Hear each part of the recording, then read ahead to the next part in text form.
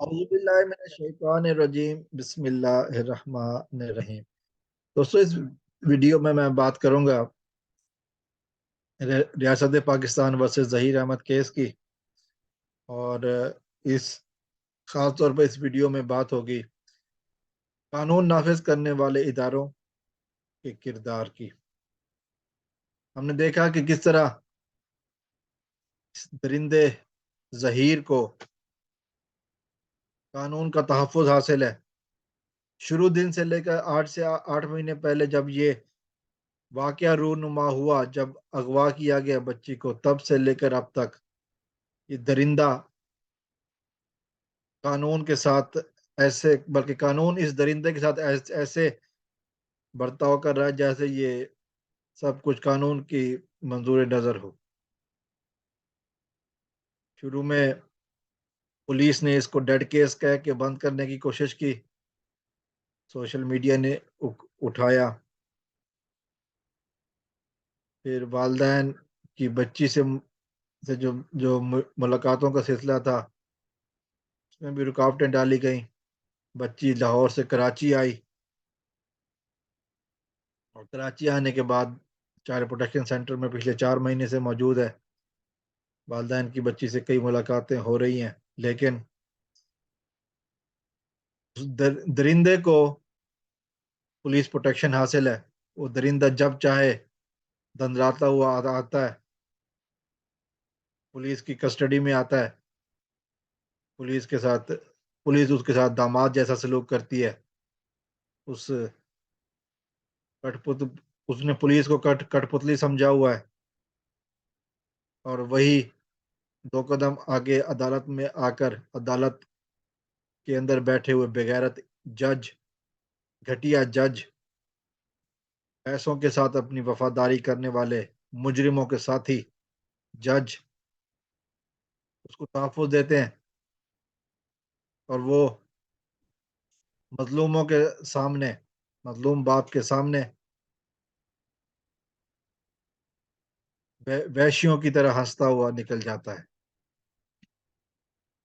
कानूनी निज़ाम, पाकिस्तान के निज़ाम अदल का जिस तरह जनाजा निकला है इस केस में,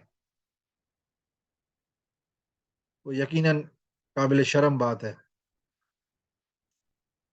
जजों ने, पहले पुलिस ने और फिर जजों ने जिस तरह कानून का मजाक उड़ाया,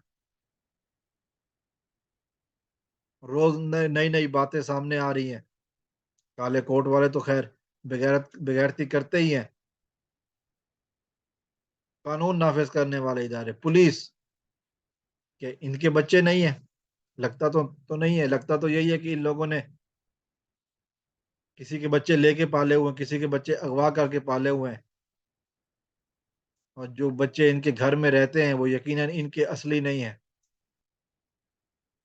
अगर इनके असली होते तो इनको औलाद की तड़प का अंदाजा होता, वालदैन की तकलीफ का अंदाजा होता। मगर ये जिन बच्चों को इन्होंने घर पे बिठा रखा है, उन्हें भी हराम खिलाकर पालने की आदत है। झूठ, मकरो फरेब, दगाबाजी, धोखेबाजी और हराम खाना, ये सब वो बातें हैं कि जिससे हमारे दीन इस्लाम ने मना किया है। लेकिन ये सब बातें हमारे पाकिस्तान के कानून में, खासकर सिंध अदलिया और सिंध पुलिस के अहम फ़राइज़ में शामिल है।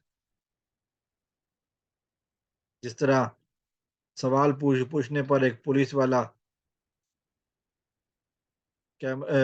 सवाल पूछने वाले के ऊपर जवाब देने के बजाय पिस्तौल तान लेता है। जिस तरह एक जज अहम समातों के दिन छुट्टी पे जाता है। और बेगैरती की इंतहा ये है कि जज ने खुद तारीख दी और फिर खुद ही गायब हो गया। इससे बड़ा जुल्म और क्या होगा। क्यों ये सारा कुछ हो रहा है? ये सारा कुछ पैसा, हर जज अपनी कीमत बढ़वा रहा है, हर जज अपनी कीमत लगा रहा है।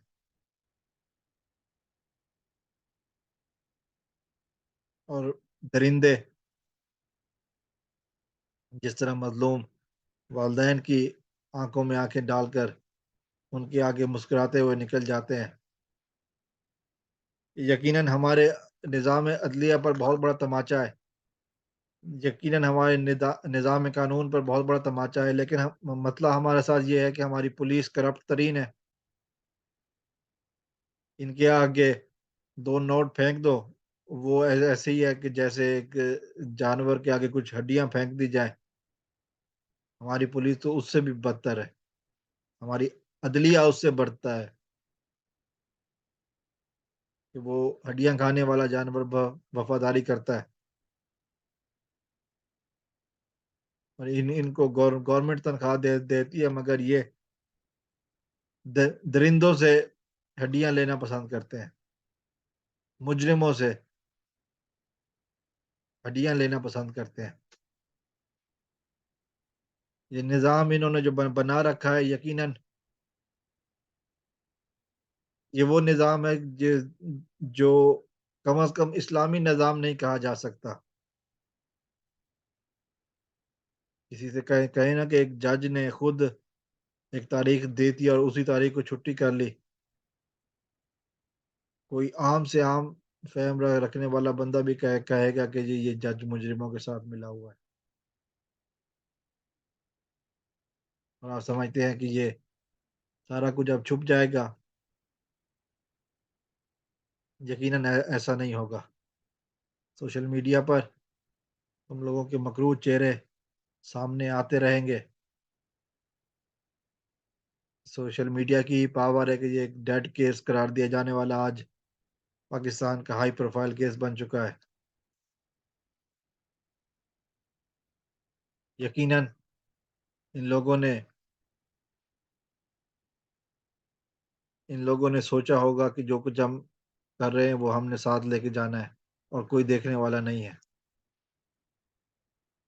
پھر آخر میں پھر وہی سوال دہراؤں گا کہ پاکستان میں خاص کر کراچی میں ایسی کون سی دکان ہے جس میں جیب والا کفن ملتا ہے؟ حدیث کی کون سی کتاب ہے جس میں لکھا ہے کہ فرشتوں کو رشوت دی جا سکتی ہے؟ السلام علیکم ورحمۃ اللہ۔